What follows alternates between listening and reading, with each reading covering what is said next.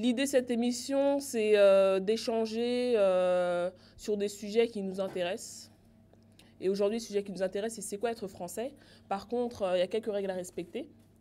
L'idée, c'est que on puisse respecter les avis de chacun, respecter la loi dans nos propos, faire preuve de tolérance et surtout, l'état d'esprit de cette émission, c'est vraiment de faire évoluer sa réflexion en fait. Il n'y a pas de bonne réponse, il n'y a pas de mauvaise réponse, il faut que chacun prenne la parole et voilà, exprime son point de vue. Et l'idée, c'est qu'à travers les réflexions, on puisse, voilà, à travers les échanges, on puisse évoluer dans nos réflexions et repartir peut-être avec d'autres questions, mais que cela puisse nous servir à alimenter ce qu'on pensait savoir sur le sujet. Et voilà, hein, c'est juste ça.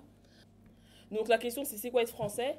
Je permets à chacun, voilà, de prendre la parole et d'exprimer sa position sur ce sujet pour commencer. Donc voilà. Eh bien, pour moi, au départ, lorsque j'étais gamine, je pensais que le français typique, c'était le français né en France, le blanc, quoi. Et c'est en devenant adulte, à l'âge de compréhension, j'ai compris en fait que déjà moi, étant native d'un département français, donc d'office j'étais française et aujourd'hui je suis fière de l'être, voilà, française. Et ça a changé quelque chose, une fois que tu t'as pris conscience que tu étais française, ça a changé quelque chose en toi ou dans ton rapport aux autres ou Oui, ça a changé dans le sens que dès l'instant où je croisais le français blanc, j'étais fière d'avoir cette rencontre avec lui parce que on était français tous les deux. Donc, c'est beau comme introduction, hein. On se dit, oh, on va débattre et tout machin, là, c'est... Elle arrive avec sa bienveillance. Et du coup, moi, j'ai une question, ce que j'ai pu retenir de ce que tu as dit, c'est que, en fait, être français, tu l'associes beaucoup à la question de la couleur de peau. Au départ, ouais. Oui. Au départ, oui. Maintenant, je l'associe plus au département français, à la France, à la géographie. Voilà. C'est vrai que c'est une question qui est complexe. Moi, je sais pas si c'est en général ou si c'est me concernant. Je pense que c'est surtout une histoire de ressenti en fait. Plus que d'appartenance à un groupe culturel ou tu vois. Moi, je pense que c'est de l'ordre du ressenti, comment tu te sens, d'une part, appartenir à un pays et être accepté aussi par les autres, être regardé par les autres comme français, tu vois. Donc, je pense que ça va dans les deux sens. Toi, comment tu fais un pas, enfin, on n'a pas forcément besoin de faire un pas vers la France, parce qu'on est né en France, on est français, mais, comment dire, comment toi, tu t'appropries le fait d'être français, et comment l'autre aussi te reconnaît en tant que français. Enfin, si je me mets en face de quelqu'un qui est de parents, grands-parents, etc., français de souche, je me sentirais aussi française que la personne. Je suis bien consciente que culturellement, on n'a pas les mêmes origines, par la langue, par la culture, etc. Je sais très bien que, comme on disait, c'est l'exemple bête de nos ancêtres les Gaulois. Quand t'es à l'école, on dit ça, t'as envie de dire ouais, clairement, c'est pas le cas. Enfin, là, je me reconnaissais pas, mais c'est pas quelque chose qui m'a choquée dans la mesure où ouais, j'ai jamais eu l'impression de pas être légitime en tant que française. Jamais. Mais après, ouais, je pense que c'est vraiment dans l'appartenance, le sentiment de... Et après, ce que tu disais aussi, c'est pas faux. La façon dont on te perçoit et ce qu'on te renvoie de toi, ça compte aussi beaucoup. Je pense que quand tu as grandi en région parisienne avec des gens issus de toutes les cultures possibles et imaginables, on sont tous français dans nos différences. Peut-être que si tu grandis en France, mais dans des endroits plus reculés, où tu sens que tu es peut-être la seule et que tu es rejetée, etc., peut-être que là, tu grandis avec un sentiment d'appartenance un peu différent. Je trouve ça assez intéressant de voir ce côté appartenance. Alors, je ne sais pas si c'est mon profil qui fait que voilà, je ne suis pas née en France, je suis venue en France, j'avais 2 ans, et j'ai toujours gardé la nationalité belge jusqu'à aujourd'hui. Et en même temps, je me suis jamais sentie belge et je me suis jamais sentie française. Parce que pour moi, Enfin, on a des valeurs citoyennes, mais en fait, on s'en fout un peu d'où on vient. Et moi, aujourd'hui, ce que je déplore absolument sur ce mot français, c'est l'utilisation que les gens en font. Et pour moi, même ces gens qui sont depuis la nuit des temps sur le sol français, qui ont des comportements à dire moi je suis français donc je revendique le droit de ça, mais je respecte aucune valeur citoyenne, pour moi je trouve que le mot français est obsolète, quoi. Il y a un côté où ouais, soyez français, oui, mais soyez avec des valeurs françaises aussi. C'est avant tout, soyez citoyen, et enfin citoyen c'est vivre en groupe et pas juste revendiquer les droits. Combien de fois on entend ça aujourd'hui, ce qui n'était peut-être pas le cas il y a 10 ans. Bah c'est cool, hein, tu peux prendre la parole. Non, moi je rejoins un petit peu deux, trois personnes là-dessus. Quand on dit qu'être français, pour moi c'est plus du ressenti en fait. C'est important de se sentir français vis-à-vis de soi-même, mais vis-à-vis aussi du regard des gens. Et ça c'est le plus important, je pense. Parce que moi je prends mon expérience à moi par exemple. Quand vous grandissez, on dit que vous êtes tous français, mais que selon les lieux où vous habitez, avec les personnes avec lesquelles vous grandissez, et vous ne pouvez pas être français de la même manière. Je ne sais pas si vous voyez ce que je veux dire. Ça dépend vraiment. Vous savez, quand vous retrouvez, vous habitez en France, il y a des endroits en France où les gens vivent en communauté, ils sont entre eux. Ils sont vraiment entre eux. Et à partir de ce moment-là, comment voulez-vous que ces gens-là se sentent français? Ils peuvent avoir les papiers français. Mais comme on dit, ce n'est pas les papiers français qui font que vous êtes français. Vous l'êtes sur le papier, mais intérieurement, vous ne vous sentez pas français. Et c'est ce qui se passe, et c'est ça le problème aujourd'hui. C'est que les gens ne se sentent pas français, alors qu'ils ont la nationalité, évidemment, je pense. Mais à force, je pense que si on mélangerait un peu plus les gens, de les forcer à se connaître un peu plus les uns les autres, et de donner la même chance dès le départ aux gens, je pense que oui, là, au niveau du ressenti, ça sera un peu mieux. Mais peut-être qu'après, c'est un autre débat, ça. Moi, aujourd'hui, je me sens français. Parce que, après, je vais pas mentir non plus. Je suis né en Afrique. Je suis arrivé à l'âge de 2 ans en France. Donc, j'ai dû attendre mes 18 ans pour faire mes papiers français. J'ai dû attendre mes 18 ans. Donc, j'ai eu mes papiers français, il y a un petit moment maintenant. Mais c'est vrai que ça m'a ouvert des portes quand vous travaillez. On peut monter très facilement dans une entreprise quand vous êtes français, par exemple. Quand vous ne l'êtes pas, c'est un peu plus difficile. Vous voyez, quand vous n'avez pas la nationalité française. Donc, oui, à ce moment-là, ça t'ouvre des portes. Mais ça t'ouvre seulement des portes. Vous pouvez monter, mais si vous ne vous sentez pas français par la manière dont... si vous avez des gens en face de vous qui ne vous considèrent pas plus français que ça, et on le voit tous les jours au travail, vous voyez, quand vous avez des gens, par exemple, et vous avez les capacités de faire quelque chose, et qu'on vous met, à, on va dire, à un poste, ou parce que votre nom... Parce que ça existe, il y a encore des choses comme ça. Parce que votre nom ou votre couleur de peau ne convient pas à l'entreprise, comment voulez-vous vous sentir français à ce moment-là, par exemple? Au moment où on m'a remis ma nationalité française, on m'a demandé qu'est-ce que ça changeait pour vous. Honnêtement, à ce moment-là, je ne pouvais pas dire grand-chose. Mais là, aujourd'hui, avec le recul, si on me repose la question, au niveau du travail, au niveau des entreprises, ça change énormément de choses. Après, dans la vie de tous les jours... J'ai vécu dans une maison en tôle, plus jeune, c'est-à-dire une petite case, comme on dit. Et quand tu regardes la télé et tu vois ce qui se passe dans ce qu'on appelait à l'époque la métropole, quoi, la France, c'était des belles maisons, c'était vraiment...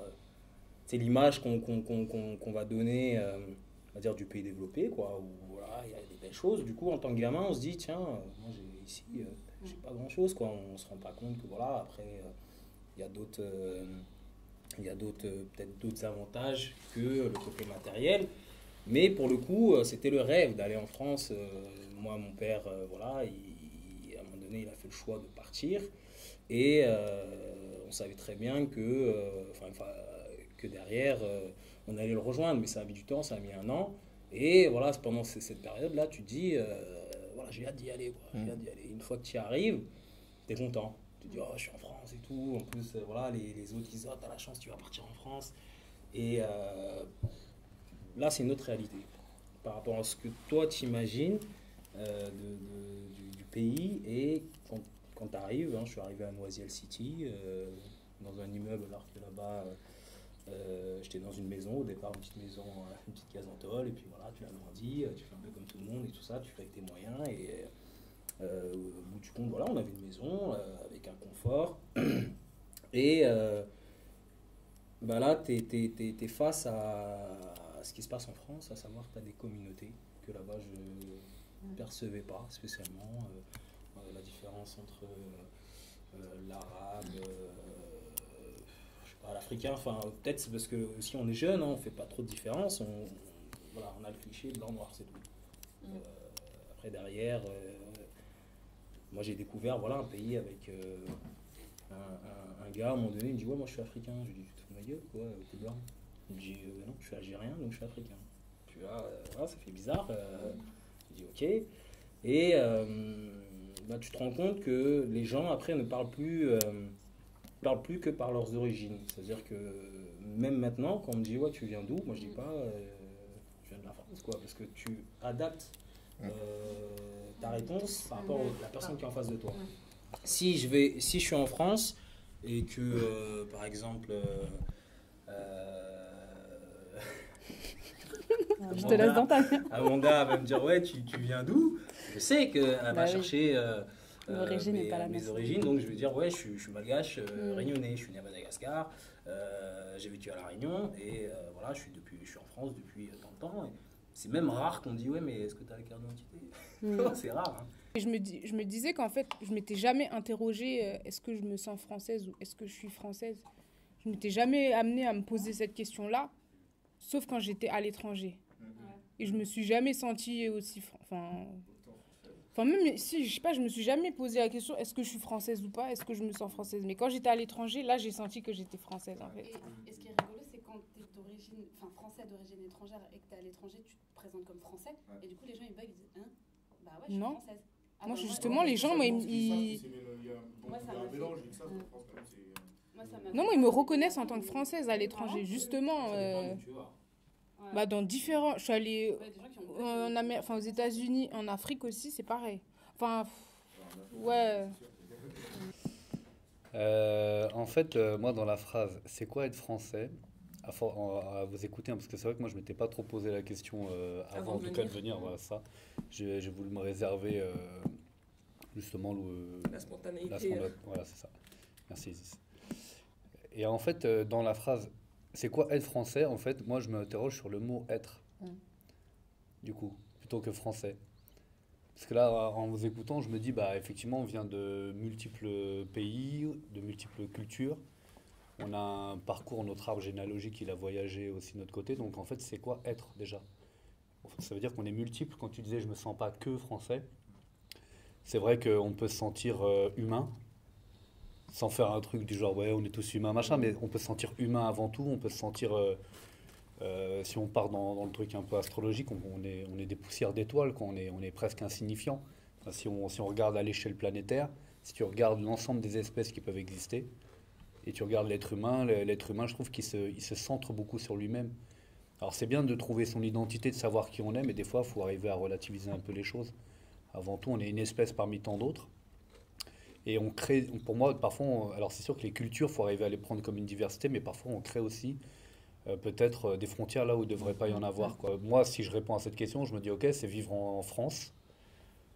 Alors après, on peut vivre à l'étranger de ça. En tout cas, d'avoir grandi en France, d'être imprégné de la culture française, des lois françaises, d'être considéré juridiquement comme un Français. Et du coup, de devoir, les droits et les devoirs, quand on parle, c'est ça, être français aussi, c'est un contrat social qu'on passe avec les autres, avec un pays. Donc être français, c'est se définir par une forme de nationalité. Et peut-être de s'inscrire dans une forme de citoyenneté, c'est-à-dire de respecter les droits, les devoirs, l'éthique, les valeurs d'un pays. En tout cas, moi j'essaye de relativiser ça en me disant que, et quand je vois, là où moi j'ai grandi juste à côté, dans un quartier populaire, et les gens ils venaient de partout, et je me suis pas senti étranger. Voilà. Alors qu'eux ils se sont sentis peut-être étrangers, moi j'aurais pu me sentir aussi étranger dans le quartier dans lequel je vivais, et je me suis jamais senti étranger. Je me suis senti parmi les miens en fait. La France, elle a contribué à faire ce que je suis devenu aujourd'hui, mais pas que. La France, elle est en interaction avec plein d'autres pays, avec l'Europe, avec des relations internationales. J'ai été imprégné de toute la culture des gens qui ont ramené leur culture aussi avec eux. Et tout ça, ça me traverse. Donc si je dis être français, c'est d'abord être, et être une pluralité de tous ceux qui composent la France aujourd'hui peut-être. Alors moi, être français, c'est très compliqué, je pense, à expliquer pour moi. Parce que aujourd'hui, à 24 ans, j'ai enfin le sentiment d'être pleinement français, de le savoir, d'avoir même une fierté par rapport à ça. Mais je dirais que j'ai mis du temps avant d'arriver à ça et voilà, de me sentir français. Et surtout, j'ai mis du temps à comprendre l'environnement qui m'entourait, celui où j'ai grandi. Et donc voilà, il y a seulement aujourd'hui, à 24 ans, où je me dis, en fait, j'ai compris les différents environnements du coup français, du territoire. J'ai un peu creusé, je me suis, voilà, j'ai été chercher, on va dire, des réponses à mes questions. Et aujourd'hui, à 24 ans, je peux répondre que je me sens français parce que j'ai compris en fait que le pays n'était pas soit noir, soit blanc. Soit tu es français, soit tu es d'origine étrangère. J'ai compris que tout ça était un bouillon de culture et que ça, c'était la France. Moi, en fait, je m'interroge, en fait, c'est pourquoi, à un moment donné, on est amené à justement se justifier d'être de quelque part. Est-ce que c'est pas aussi dans la société où on est, même au niveau de la scolarité, hein, où on nous apprend en fait à mettre les gens dans des cases. Tiens, lui, voilà, enfin, je prends un exemple, hein, il vient du sud, ils sont comme ça, ceux du sud. Tiens, lui, il vient des îles, bah, les îles, c'est ça, quoi. Donc, j'ai l'impression que ça, tout de suite, quand on demande à une personne, tiens, tu viens d'où? Ah ouais, ok. Ouais, je vois. Je vois à peu près. Tu sais, on a besoin un peu de savoir à qui on a affaire. Et heureusement que, enfin, en tout cas pour ma part, moi, je peux poser cette question parce que, voilà, c'est une curiosité. Mais derrière, voilà, c'est cette curiosité aussi de connaître au-delà de tu viens d'où, où tu habites, tes origines, qui est la personne. Et je me dis, est-ce qu'on n'est pas conditionné un peu à réfléchir comme ça, Si, je pense qu'il y a à mettre les gens dans des cases. Moi, perso, je me dis, on est obligé d'être de quelque part, soit par la décision de nos parents, de décider le lieu de notre naissance.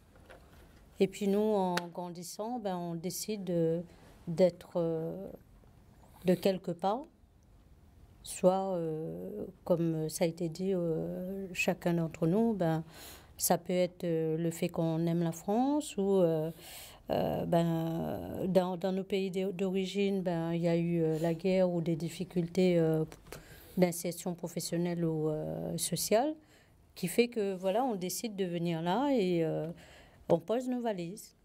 Et le fait qu'on n'est pas, pour beaucoup, ici de familles nomades, à un certain moment, on est tous pratiquement en fait, des sédentaires. Donc, il faut à un certain moment arriver à poser ces valises-là et puis vivre quelque part. Alors, pourquoi faut-il être de quelque part? En plus, c'est ta question. Ouais, c'est ma question en plus. Bah, en fait, moi, du coup, là, je m'interroge sur ma propre question. C'est plus le faut-il, du coup, qui m'interroge.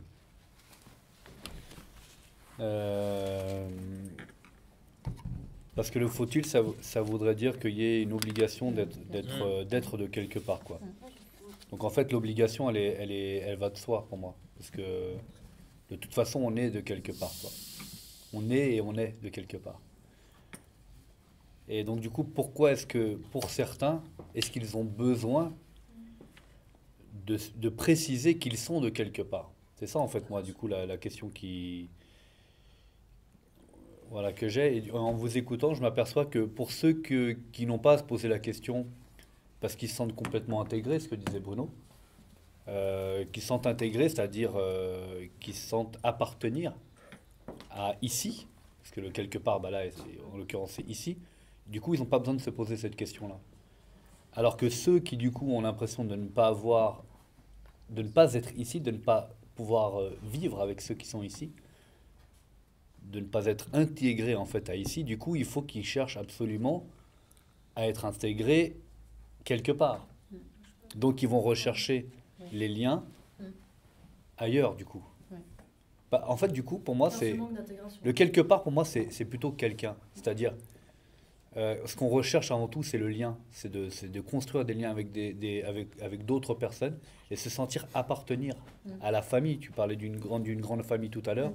Pour moi, c'est plus ça, c'est de sentir qu'on est en lien avec des gens, quoi. Et que du coup, pour ceux qui ne se sentent pas suffisamment en lien avec certaines personnes, ils vont chercher ces liens ailleurs, quoi. Ouais. Moi, je voulais juste ajouter, je suis pas trop d'accord avec toi, Brice, dans le sens où ceux qui ont besoin de savoir, d'être de quelque part, enfin, je sais plus comment tu l'as formulé, sont ceux qui ont un peu de mal à s'intégrer justement en France. Ouais. Moi, par exemple, j'ai jamais eu de problème d'intégration. Je me suis jamais sentie étrangère ou quoi que ce soit. Je me sens à l'aise ici, et, enfin, voilà, il n'y a pas de problème, même si je ne me suis jamais forcément posé la question, mais du coup, ça peut exprimer le fait que je suis bien, tu vois. Mais j'ai eu besoin de savoir, après, je sais pas, peut-être c'est le lien avec mes parents, mais de savoir d'où venaient mes parents.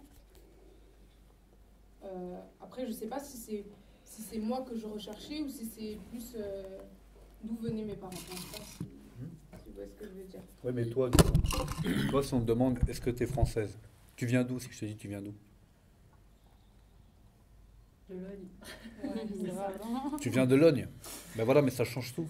Mais Ben ça change tout. Moi, ce que je parle, c'est ceux qui ont besoin d'aller chercher justement leurs origines pour pouvoir se Moi, positionner j'ai jamais par rapport à l'autre. Enfin, j'ai jamais eu besoin de. D'un côté, j'ai eu besoin de. Enfin, je sais pas. Par exemple, quand on me demande d'où je viens, je trouve que c'est pas forcément important, tu vois. Enfin, je sais pas, j'ai jamais ressenti cette importance-là, mais plus profond de moi. Enfin, moi, pour me connaître que pour me présenter aux yeux des autres, tu vois. Me connaître les origines de mes parents, plutôt que de me sentir intégrée dans tel ou tel pays, tu vois, dans telle ou telle culture. Enfin, je sais pas, même moi, c'est un truc que j'ai encore du mal à comment dire. Mais est-ce que toi, tu as besoin de revendiquer tes origines? Ah non. Ben, justement, c'est ça que je suis en train de dire. C'est-à-dire que ceux qui finalement ont besoin de dire je viens de quelque part, ce sont ceux qui, à mon avis, se sentent pas appartenir, tu vois, à C'est pas de dire, c'est de savoir. Comment dire, après, on joue sur les mots, mais. Par exemple, moi, j'ai pas besoin de le dire, mais j'ai besoin de le savoir pour moi, tu vois. Comment aujourd'hui, vous avez évoqué plein de choses, comment aujourd'hui, moi c'est ma question, je vais la poser, comment aujourd'hui, je ne sais même pas si c'est possible en fait. Est-ce que selon vous c'est possible aujourd'hui qu'on puisse tous se retrouver et se fédérer autour d'une chose commune ou de plusieurs choses communes en fait? J'ai l'impression que ça reste complexe quoi, j'aimerais avoir votre avis. Bon, moi j'aimerais bien, franchement je crois que je suis utopiste, hein, comme beaucoup peut-être, mais je me dis... Cette espèce d'unité nationale, on la retrouve où? À quel moment? C'est un danger de vouloir la définir et de la limiter. Non, mais moi, je ne la limite pas. Je me demande, à un moment donné, on vit tous... Non, l'unité nationale. J'ai dit l'unité nationale, à quel moment elle se fait? Moi, c'est ça ma question. Je veux dire, l'unité, ça fait bien longtemps que moi, je l'attends plus et que je sais qu'elle ne viendra pas. Et l'unité nationale, je pense que par petits secteurs, il y a des gens qui vont avoir un élan, voilà, tous ensemble, multi-religion, multi-culture, patati. Mais à l'échelle nationale, que la France soit un pays soudé, unifié, vraiment derrière sans division, je ne le vois pas, moi. Je pense que ça n'arrivera jamais. Mais moi, par exemple, quand j'entends unité, moi, je pense même pas au fait entre les différentes cultures, Même moi, je parle français, normal. Voilà, je me dis... Y a pas de, je pense même pas noir, blanc ou quoi, je me dis français, simplement. Non, mais dans ce cas-là, il y a la question des origines, je veux dire, là, elle compte plus du tout. Elle compte plus du tout, c'est ça que moi, ma question. Voilà, donc après, l'unité, alors moi, je pense qu'il peut y avoir plusieurs unités, d'ailleurs, j'espère qu'il y aura toujours plusieurs unités, parce que il y a le danger de l'uniformisation aussi. Je te le disais, quand j'ai fait l'Europe centrale, moi, ça m'a fait peur. Je me suis dit, mais ils sont les Slovaques, ils sont les Tchécoslovaques, ils sont la Slovaquie, la République tchèque, la Slovanie, ils sont. Elle est où leur culture? Enfin, je veux dire, déjà, une unité, normalement, ça devrait être la pluralité des personnes qui composent cette unité. Donc ça veut dire que c'est pas parce qu'à un moment donné, on est solidaire, c'est-à-dire qu'on vit ensemble et qu'on se solidarise, que d'un seul coup, on s'efface. pour ne devenir plus qu'un. Moi, c'est ça en fait que je me dis, c'est que si je devais pour moi proposer des pistes concrètes, déjà c'est savoir d'où viennent toutes ces cultures qui nous traversent aujourd'hui. Et ça, dès le plus jeune âge. C'est-à-dire de connaître. Donc c'est sûr que l'histoire française, c'est important. Mais l'histoire de... Tu vois, tu fais le tour d'une classe et tu regardes toutes les origines qu'il peut y avoir et tu fais un tour d'horizon sur l'histoire de ces pays-là. De l'histoire de leur migration, de comment est-ce qu'ils sont arrivés. Et aussi de savoir par quel stade sont passées les familles qui viennent d'ailleurs. Je pense que si on savait tout ce que les gens ressentent quand ils arrivent en France, toute la difficulté qu'ils peuvent avoir, toutes les galères qu'ils peuvent avoir administratives, de ne pas comprendre le langage et tout le reste, on serait beaucoup plus ouvert déjà vis-à-vis de ça, quoi. Moi, le terme unité, en tout cas, ça me fait peur. Par contre, de solidarité, c'est-à-dire comment est-ce qu'on développe des valeurs de solidarité avec 1, 2, 4 personnes, 8 personnes, 10 personnes à l'échelle d'une ville, ça m'intéresse déjà plus, quoi. Donc, voilà, moi je vous remercie d'avoir participé au débat. C'est quoi être français? C'est une question qui n'est pas évidente et qui peut paraître inappropriée pour qu'on se la pose, mais en même temps, avec toutes les difficultés, toute l'adversité qu'il peut avoir au quotidien autour de notre nationalité et de la place qu'on a dans notre pays, ou pour ceux qui la trouvent et ceux qui ont du mal à la trouver. Donc, il nous semble intéressant de l'aborder. Après, cette question n'a pas de réponse, comme beaucoup de questions. C'est à chacun de poursuivre de son côté sa réflexion. Et je terminerai sur ce que Brice a dit. Une des choses que Brice a dit, c'est prendre le temps d'apprendre à connaître l'autre. C'est sûr qu'on ne peut pas faire connaissance avec tout le monde de façon approfondie, mais que à un moment donné, pour étoffer sa réflexion sur une question telle que celle-là, il ne suffit pas d'aller lire des bouquins ou de regarder des gens qui parlent au sein d'une émission. Il faut aussi aller à la rencontre de l'autre, quoi. Et voilà, je terminerai sur ça et dépasser un peu ce que l'on pense savoir.